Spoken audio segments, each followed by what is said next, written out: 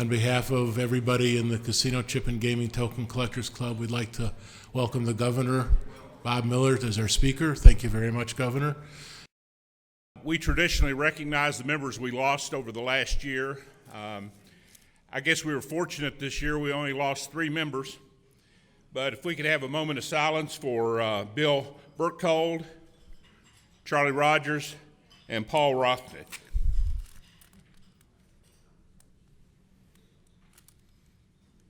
Thank you. At this time, I'd like to introduce our speaker. We're very fortunate. We've had some very good speakers, and this year is no exception. And I guess Mr. Cruz is probably responsible again. And on behalf of our speaker, I'm sorry that you know Jim Cruz, but our speaker is Bob Miller, who was the 26th governor of the state of Nevada. He served from 1989 to 1999, 10 years, which makes him the longest serving governor in the history of Nevada. And he was term limited out then, or he may still be governor. And he was the son of a Chicago bookie, thus the book Son of a Gambling Man, which is available in the back. He served in the Army Reserve from 67 to 73 and later in the U.S. Air Force Reserve. He served as Clark County Deputy Attorney from 71 to 73, and he was reelected to that position and is the first person to hold that office that ever won reelection. He was president of the National District Attorneys Association in 1984.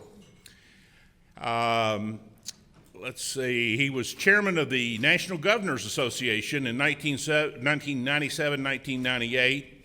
He currently serves on the board of directors of Wynn Resorts, IGT, and he's the principal of Robert J. Miller Consulting, which provides business and government advice and assistance. He is also senior advisor with Dutco Worldwide, a bipartisan government relations company. And again, welcome, Governor Miller.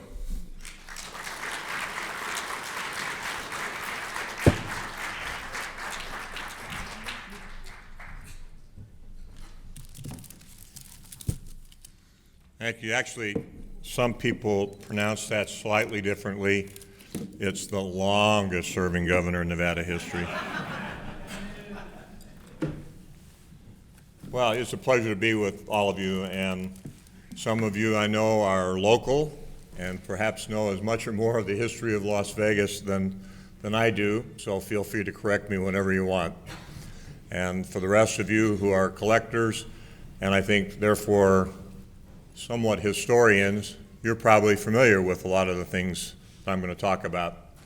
What I found interesting since the book was written, which is about 2 years now, when I speak to even local groups, I'll start by saying, how many of you moved here after the year 2000? And virtually everybody will raise their hand. And I'll go back through the 90s, the 80s, the 70s, the 60s, and the 50s, and there'll be virtually nobody that lived here in that time frame, and most of them are not that familiar with the history of Las Vegas. So although technically the book is an autobiography, in reality, it's designed to show the common metamorphosis in my family and how it related historically to the metamorphosis in our primary industry, which is gaming. I'm always pleased when Debbie from Barnes & Noble is gracious enough to come. So anybody that wants a copy of the book, and I'll be glad to sign them, some of you already have. And I'll tell you at the outset, the book and these remarks are different. They're different on purpose so that I don't discourage anybody from buying a book or listening to the speech. Although Debbie's heard it several times, so if you hear snoring back there, that be logical for her. But since the book is really about Las Vegas, and I've just screwed up my own clicker here, you have to give me a minute to get it started again. It correlates to my own understanding of the history of Las Vegas.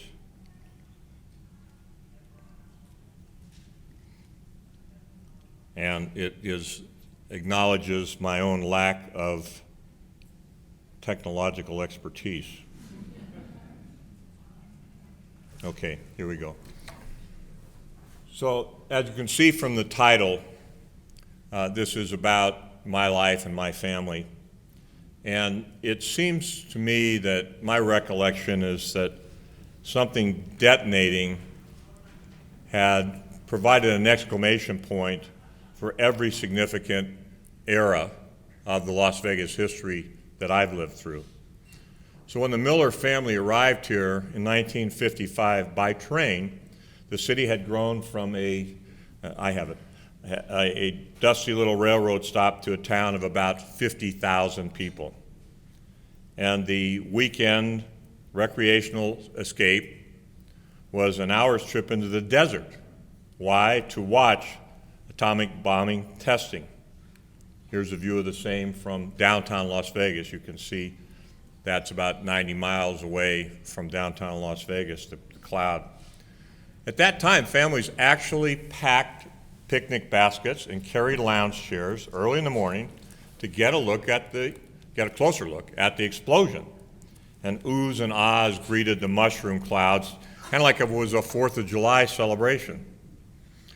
Hotels offered tourists an atomic cocktail and marketed the dates to attract visitors. Las Vegas was called the Atomic City. That's a float from our famous El Dorado Day parades of that era. Because it was an atomic testing, however, that brought our family out west. It was legalized gaming. My father, named Ross Miller, sold his Chicago bar, burlesque theater, and backroom bookie joint, the Silver Palm, to come to the only place where gaming was legal. Thus, leaving the train station, this was my first sight of Las Vegas. The train pulled into where you now have the Union Plaza Hotel. The Strip then was just the highway to Los Angeles, dotted with a few single-story, ranch-style casinos, and one totally out of place 9-story hotel. That hotel, the Riviera, it's my father in front of it, was where my dad had purchased a small percentage known as points.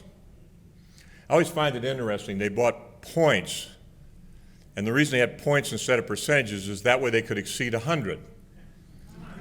And all these guys in the gambling business didn't figure out, well, if you exceed 100, your percentage is going to go down somehow. But in any case, that was what it was known as, and that's what were sold, were points. Downtown was just a sea of neon and wall-to-wall gambling, all legal, I mean, sort of. Here's Las Vegas's welcome sign in the 1950s. You can see there's not a lot around it.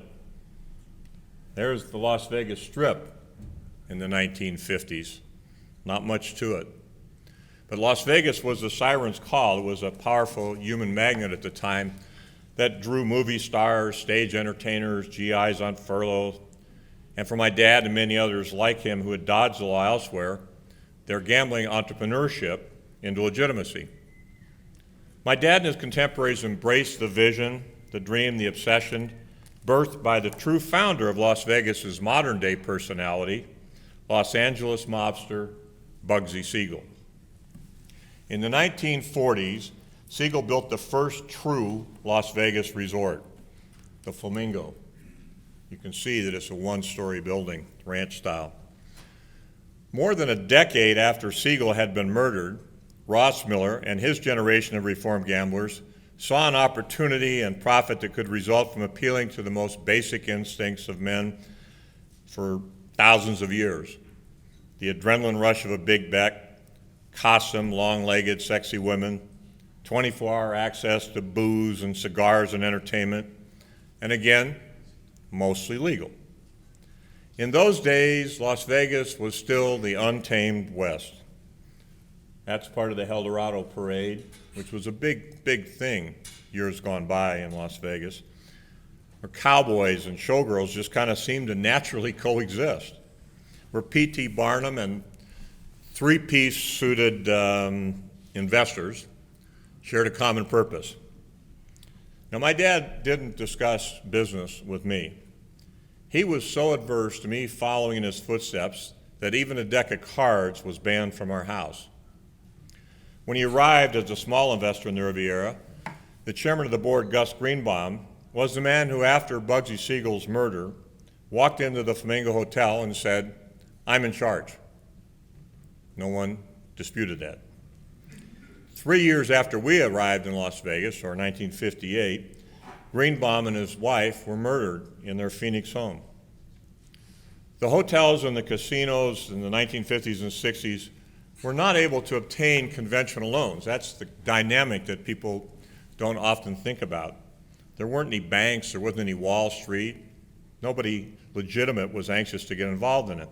So the primary lender was the Teamsters Union Central State Pension Fund. So in effect, Jimmy Hoffa was the landlord. That's Mr. Hoffa there on the far end. The gentleman, the last one on the right, is Jay Sarno, who I'll mention a little bit later.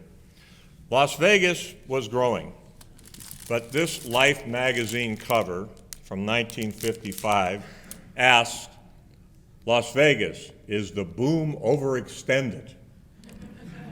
And the newest in Las Vegas, the girls at the Moulin Rouge. After all, we had, by that time, the Dunes Hotel built for the pricely sum of $5 million and containing the unheard of number of 120 slot machines. Las Vegas had 7,000 hotel rooms back then. Tourists came by plane and train and automobiles to see headliners like Sinatra, Sammy Davis, Dean Martin, and newcomers like this guy, whose first performance at the Frontier Hotel was described by Newsweek as a jug of corn liquor at a champagne party. I suppose we all know he did a little better later on. Meanwhile, much of the casino and the retail development and residential development in the community was created by Mo Dalis, who was a core member of the Cleveland mob. There's Mo in another picture with Elvis Presley. In Las Vegas, however, at that time, he was called by many Uncle Mo, and his business successes and his philanthropic giving led the Chamber of Commerce to name him the Man of the Year. Now, during the early 1960s, Howard Hughes took an interest in Las Vegas and gave one of my predecessors, one of my heroes, Nevada Governor Grant Sawyer, $100,000 in cash in the back seat of a car. It was a donation to the Kennedy presidential campaign because Hughes had hoped that Kennedy would ban A-bomb testing. I was a freshman at Santa Clara University, Northern California, far from Las Vegas, when Kennedy was assassinated. But it was during my senior year that my thoughts turned to Las Vegas when I learned that my father and some others had been indicted for income tax evasion, known as skimming. The charges were later dropped, and they were dropped at the request of the U.S. Attorney. But it stood at the beginning of federal oversight in Las Vegas casinos. The late 1960s brought other changes to my hometown. Valley Bank, founded by Perry Thomas, a Mormon from Utah, and Jerry Mack, a Jew from Los Angeles, began providing conventional loans. That was the first time ever. And in 1967, Howard Hughes bought the Desert Inn Hotel rather than surrender his hotel rooms. They had decided, even though he kept a whole floor all year long, he's not gambling, we don't want him. They asked him to move out. He said, "How much do you want for the place?" They gave him an overinflated price, and he paid it and took over the Desert Inn. In 1970, the Hilton Corporation purchased the International and the Flamingo Hotels. That became the end of Bugsy's empire, because now all of a sudden his property was owned by corporate America. Caesar's Palace became the first fully themed hotel. One night, the mastermind of Caesar's Palace, Jay Sarno, joined our family weekly dinner. That was highly unusual because our family ate only together on Sunday nights because my dad worked 7 nights a week at the Riviera. And this old portly guy was sitting at the table with us, and he spent the whole night pitching his plan and telling my dad how great he was, and then talking about having a circus and elephants and trapeze overhead. And it was really something to listen to. As we walked out, and I was in my early 20s, and my dad, for the only time in his life, said to me, "What do you think of that?" And I said, I think that's the stupidest idea I've ever heard. My dad disagreed. That was Sarno, and the one that I missed a second ago. That's my dad on the elephant. He became a partner in the Circus. I finished law school in 1971, and then I returned home to begin a career as a prosecutor. And by that time, Las Vegas was changing into the modern era at warp speed. New residents were coming from everywhere. Churches and schools filled the previous desert landscape. The modern era was launched. I mean, sort of. Siegel and Dallas and others were replaced by the likes of Tony the Ant Spilatro. He's on the right. That's his brother next to him. They're both buried together. Tony Spilatro was a money launderer, an enforcer, and brutal killer. This was the era that was depicted in the movie Casino. Now, Lefty Rosenthal, Spilatro was portrayed by Pesci. Lefty Rosenthal, portrayed by Robert De Niro, hosted a live TV show while flaunting Nevada's gaming regulations, who called him in for licensing. He taunted them on TV constantly. Class had been replaced by crass.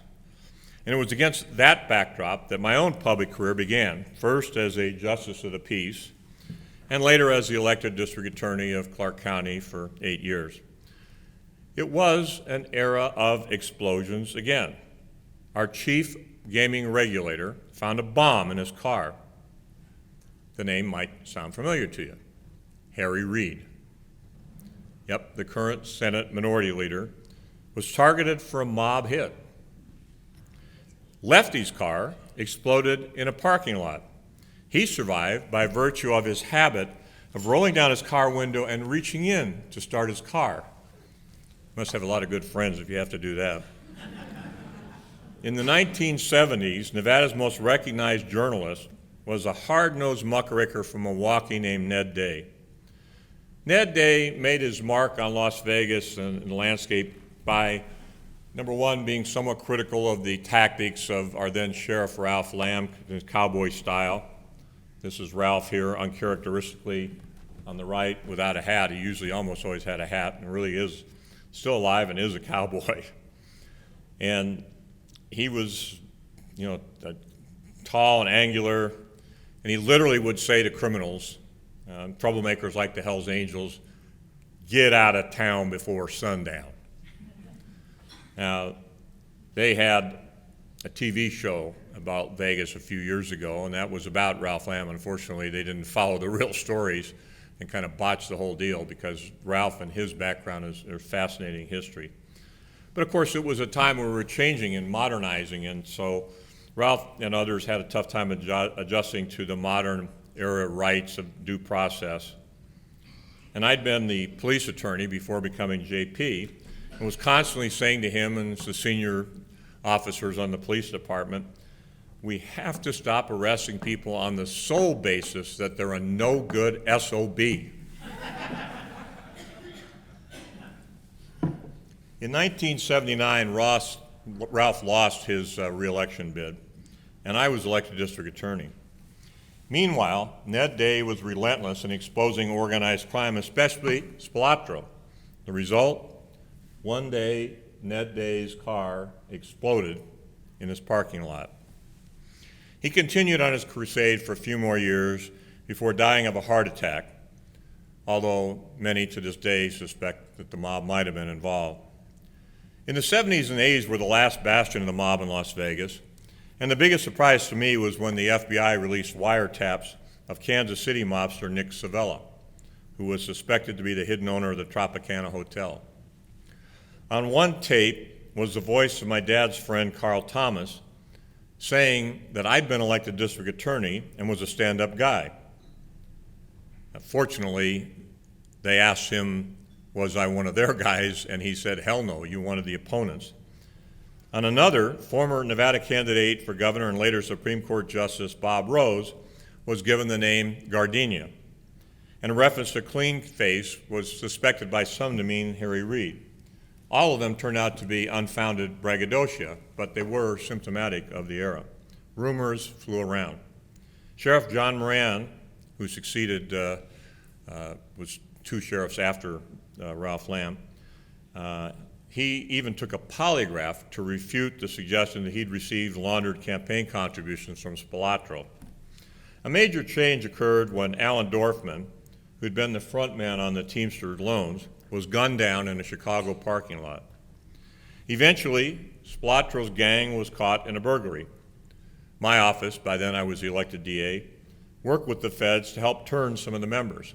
And Spilatro eventually wore his welcome back home, and the bodies of he and his brother that you saw earlier came to rest in an Indiana cornfield.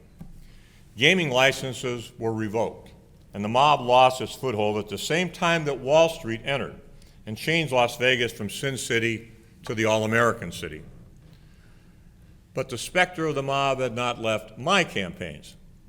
In 1986, my predecessor, Governor Bryan, asked me to run for lieutenant governor, which I successfully did. 2 years later, he ran for the U.S. Senate against one-term incumbent Chick Heck. Heck had been rated the least effective member of the United States Senate and trailed in the election. So he focused not on Dick Bryan, but on me. I had written a letter to Carl Thomas's sentencing judge. Thomas had agreed to be a government witness and had pled to one charge. In my letter, I said I don't accept or condone his actions, and I do not recommend a specific sentence. But having been a judge, I thought you should know the good and the bad, and in that regard, Carl had been a constant comfort to my widowed mother when my father had died. All my political advisors told me it would eventually come to bite me in the rear, and here it was, and of all places, the San Jose Mercury. Heck ran ads referring to it, until my response, which is described in the book in more detail, was to hold a press conference of both past and present federal and state law enforcement officials vouching for my character. Sheriff Moran kind of stole the show with the line, "Bob Miller is no more a member of organized crime than the Pope." Case closed. Perhaps more importantly, the chairman of the Federal Organized Crime Strike Force has said he'd examined every tape and I just wasn't in them, so he was confident that I wasn't involved in anything. But the result was Dick Bryan won the election, left for the Senate, and I became Nevada's longest-serving governor, tending to budget, trying to obtain water in a desert, dealing with the aftermath of the Rodney King decision and other state issues. I was one of the first to support Bill Clinton for president, which might explain the book's foreword, written by him. And I was recruited to run for the U.S. Senate. I was offered the ambassadorship to Argentina, and I declined both of those. Meanwhile, this decade's explosions in Las Vegas were of older hotels being replaced by newer. The Dunes became the Bellagio, the Sands became the Venetian, the Desert Inn became the Wynn. And much of this started when Steve Wynn used high-yield bonds to finance the Mirage Hotel. I remember talking to him one day because we were going to have the Western governors meet there right after they opened. And I said, "What's the overhead?" He said, "It's only $1 million. I said, "Month? Week? What?" "No, it's $1 million a day." I said, $1 million a day? No, it's not a problem. We'll make a few $100,000 off the slots, and we'll make $300,000 off of the rooms, and we'll make $400,000 off of all the other amenities, and the rest will be all profit. People were very skeptical of that. But no one laughed after the first year when the gross was twice that amount, or $2 million a day. So the $630 million Mirage set off a building explosion on the Strip that saw nearly 60,000 hotel rooms built over the next decade. I wonder who was governor during that decade. Las Vegas had reinvented itself, evolving from a regional gaming destination to an international city that today hosts over 40 million visitors a year. The combined revenues of shopping, dining, and entertainment outpace gaming by a 2-to-1 margin now. There are now over 2 million residents. The Rat Pack has been replaced by Celine Dion and Elton John, Garth Brooks, Cher, and certainly Cirque du Soleil. Bill Clinton became a frequent visitor, and Barack Obama made more campaign stops in Nevada than anyone had before. In fact, all the presidential candidates on either side of the aisle right now are popping into Nevada because we have an early primary. The four-walled ranch-style casinos are now multi-billion-dollar themed resorts. Las Vegas's welcome sign looks a little different, as does the Las Vegas Strips. One-armed bandits have been replaced by video technology, and backroom meetings by characters like Lefty, the Ant, and Bugsy are now corporate stockholder meetings. And those stockholders look pretty much like all of you in the audience. Conventions with over 100,000 attendees and major sporting events mark the calendar. Las Vegas has 17 of the 20 largest hotels in the United States and more rooms, 150,000 plus, than any other city.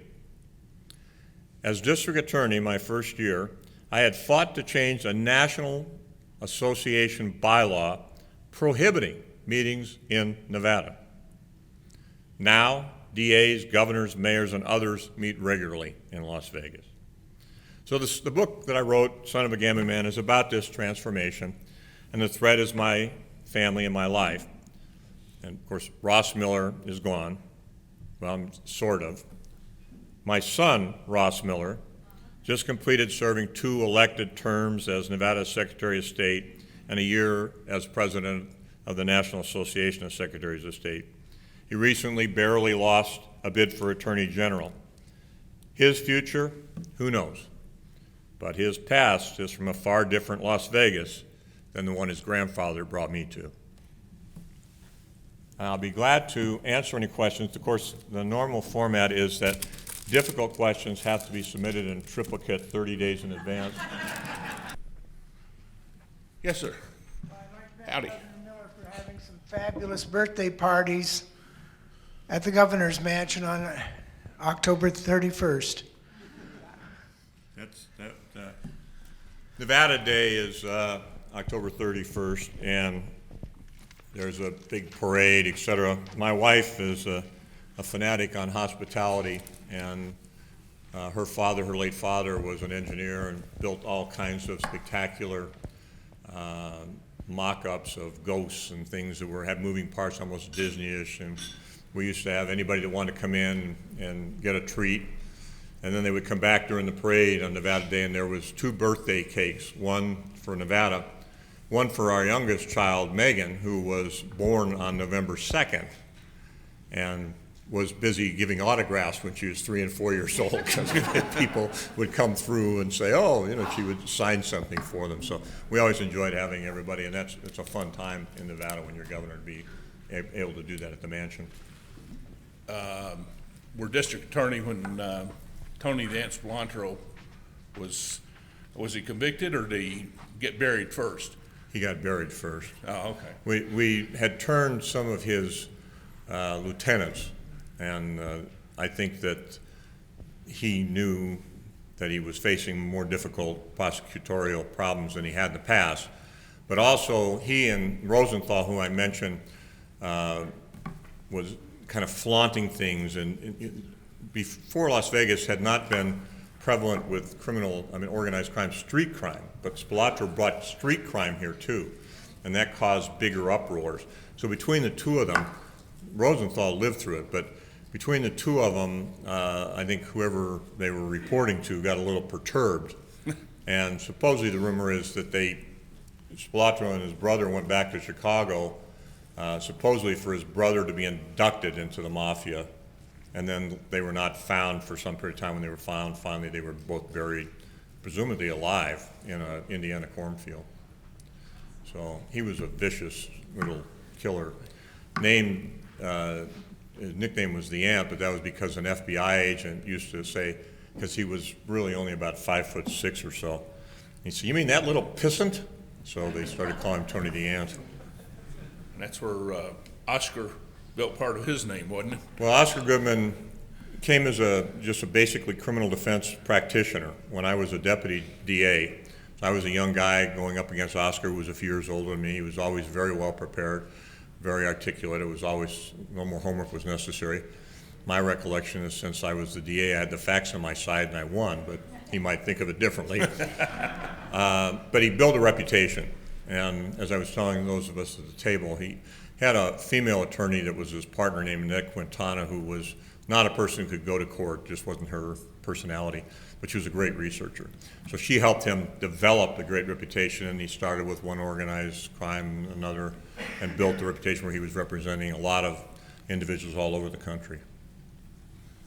Questions? Yeah, How does Nick. your father feel about you pursuing, working for the government as Attorney General and so on? My father died in 1975, and the only thing that had happened before he died is I'd been a police officer both in LA and in Las Vegas during the summers of law school, and I was a deputy DA. He knew I'd done that. He knew I'd been the police attorney in 1973, and that we anticipated that I was going to be appointed to a lower court judge position called Justice of the Peace in 1975 in July. My dad died the end of May, so he died suspecting I might become a judge, but before I ever had. And certainly I doubt in his wildest imagination would he ever imagine that I would have become governor. Because he would thought that just with coming from an illegal criminal, not criminal, but dealing with the associations he had to out of Chicago, that it would be unlikely that I could have ever been governor. And as one of the people that writes on the book besides Bill Clinton, Steve Forbes, et cetera, James Carville, who said this could only have happened in Nevada. And Nevada is, as I describe it in the book, is the land of second chances. And so for my dad and others like him that came out here, and Ralph Lamb being the sheriff and others, it was kind of like they just looked at it and say, hey, we don't care what you did before very much. We are going to watch you very carefully now. Now, it's not the same now, but you have to understand at that time there was no choice if you were going to build. You had to have people that knew something about gambling. And if they did it, they learned it illegally. So everybody kind of said, all right, we're going to give you a break, but if you cross the line, then we're going to come after you. And that was kind of the attitude. So he unfortunately never knew any of the above. My mother died about 4 years later, and by that time I was running for DA, and they actually attacked my mother because she owned the small casino out in front of the Circus that my dad had owned.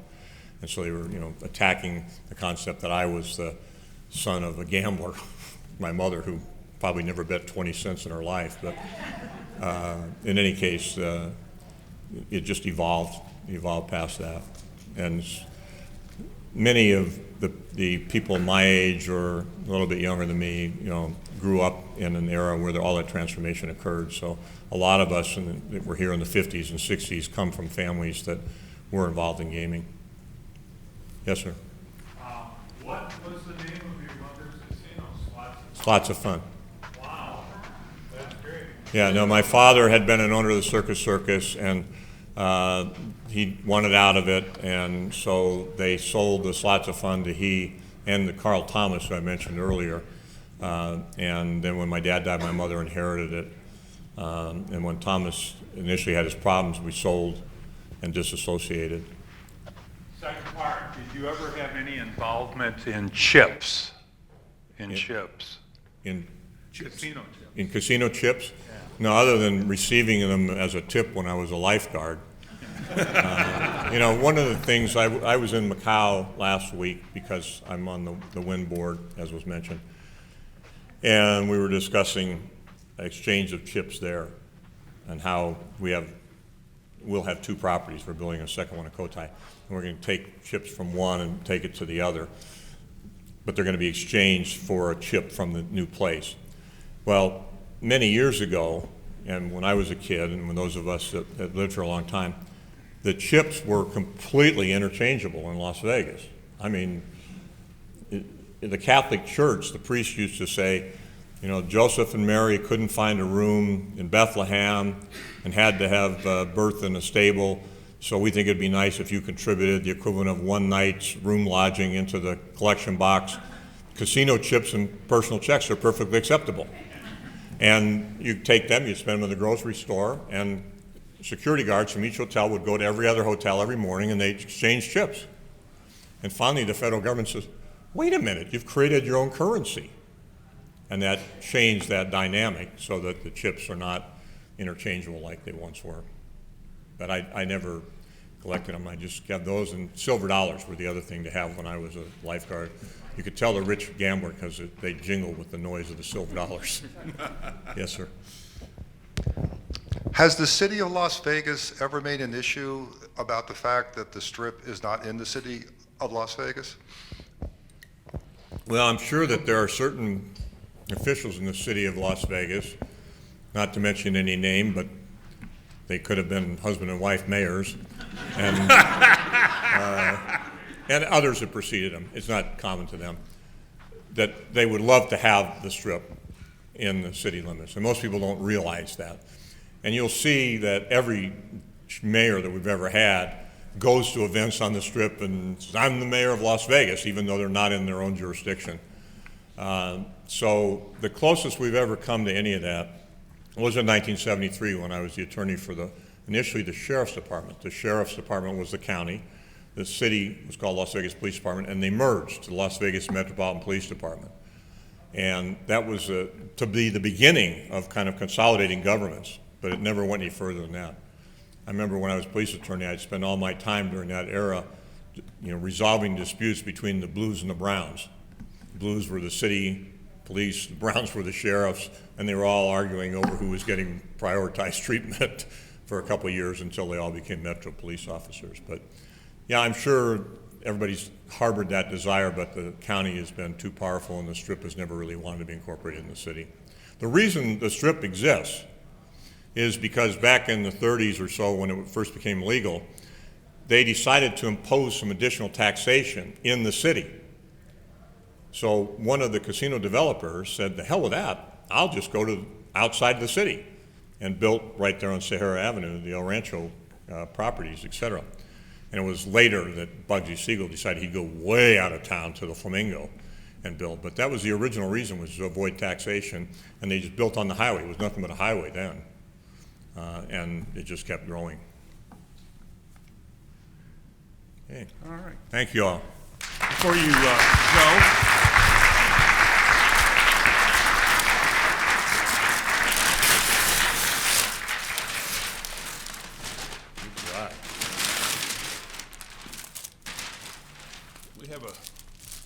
Let me stick this away here. we have a little presentation as a thank you for Wow. coming here tonight. Not very little. Wow. And it's a map of Nevada in case Nevada. Excuse me, Nevada. I corrected myself. I'm from Kentucky. Did You you gotta highlight the expect that. 12% that we actually own, as opposed to the 88% the federal government owns? So there's a good many places there I've never been, and neither has anybody else that isn't in the military. It's got a casino. Somebody in here has been there, so Yeah, no, we heavy appreciate it. here. We appreciate it very Thank you much, very and much. thank you. Okay.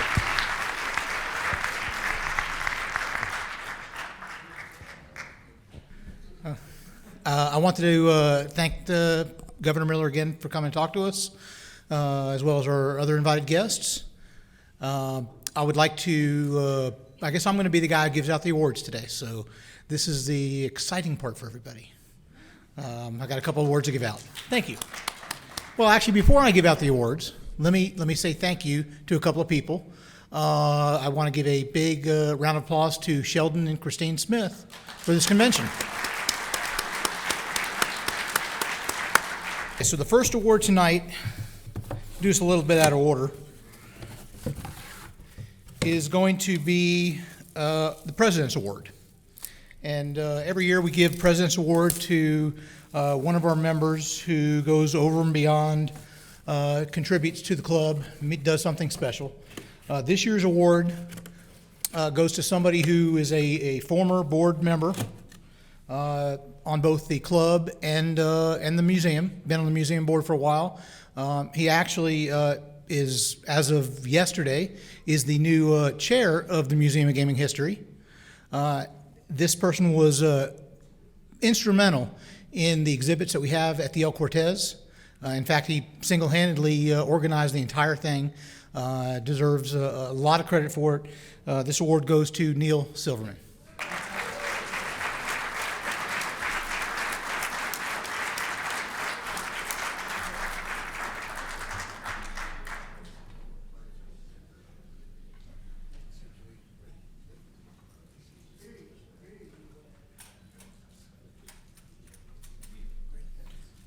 Okay, our next award is going to be for the Janice O'Neill Memorial Book of the Year Award. It's to Andy Martello for his book on the King of Casinos about the El Rey.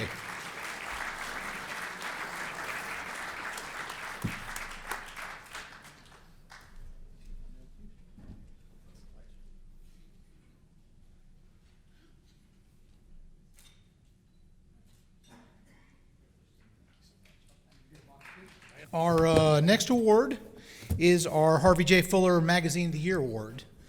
This is the best article in our magazine over the last 4 issues last year. And this year's award goes to Weston Charles for his article Researching Jeff's Club, Volume 27, Number 2.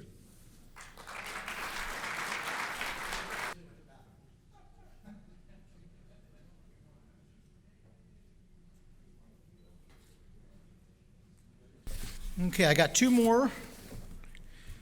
And this one is going to be for Recruiter of the Year. And Recruiter of the Year this year, this is really nice, goes to Mr. Sheldon Smith.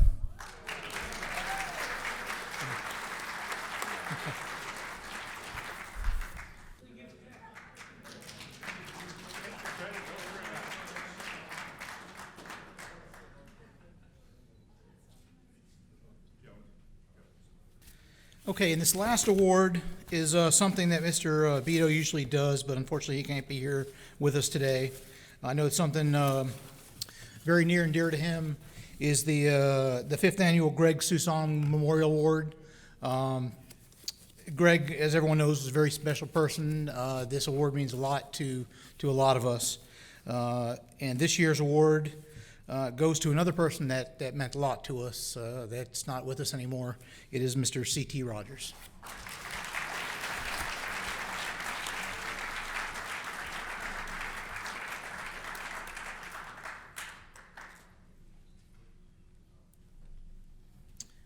And we'll make sure this gets to his kids. And The CC and GTCC's Hall of Fame is the club's highest honor, reserved for those members who have contributed the most to the club and to the hobby as a whole. Their contributions, whether by volunteering at the convention or during the year, submitting articles for the club magazine, running for office, chairing a special project, or being a mentor to a new member, all guided by exemplary integrity and adherence to the principles on which this club was founded. Since its inception in 1998, a total of 25 members have been inducted into the Hall of Fame. 6 of those members have passed away, but all members of the Hall of Fame are shown in the program you received at registration along with their biographies. Let us remember the 6 who are no longer with us: Harvey Fuller, Bruce Landau, Bob Mira, Janice O'Neill, C.T. Rogers, and Greg Susong. I'd like now to introduce the living members of the Hall of Fame. Please hold your applause until all have been recognized. Would the following people please rise and stand at your tables? Alan Anderson, Archie Black, Carrie Burke, Howard Hurst, Belinda Hickson, Phil Jensen, Michael Knapp, Jim Cruz, Mark Leiterman, Alan Myers, Steve Pasalacqua, Eric Rosenblum, Doug Sato, Dale Seymour, Mike Skelton, Jim Steffner, Wayne Thompson, Gene Trimble, and Ernie Wielden.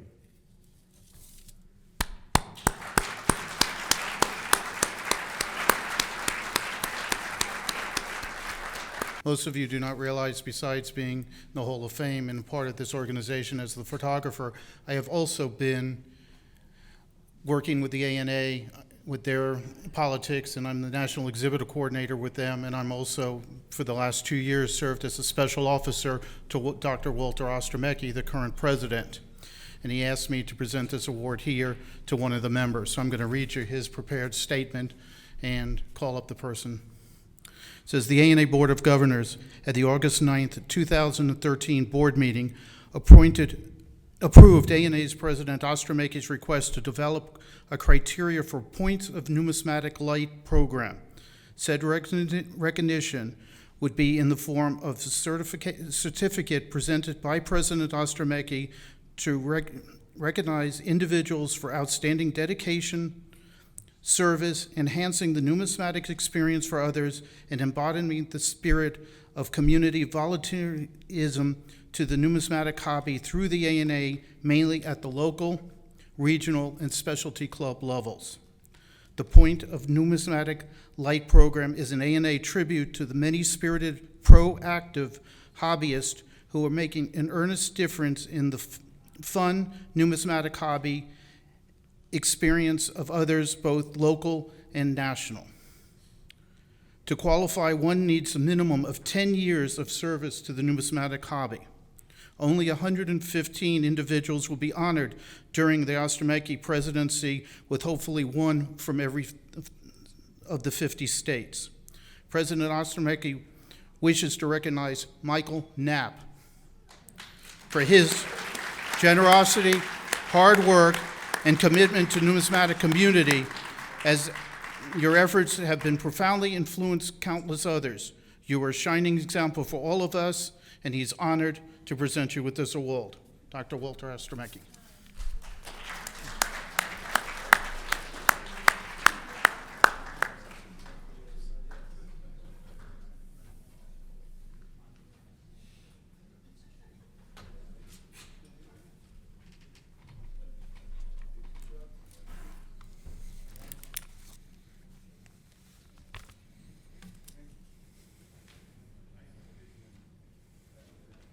Thank you all very much.